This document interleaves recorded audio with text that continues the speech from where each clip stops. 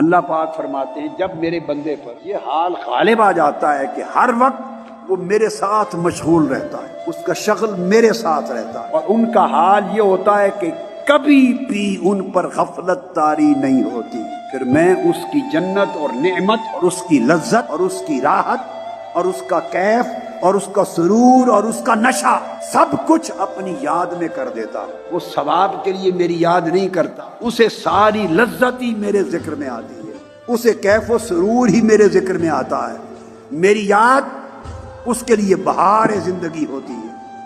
میں اس کی نعمت اور اس کی لذت اور اس کی حلاوت اور اس کی راحت جہاں سب کچھ اپنے ذکر اور یاد میں کر دیتا ہوں۔ جب اس کی یہ کیفیت کر دیتا ہوں پھر وہ میرا عاشق ہو جاتا ہے، عاشق نہیں،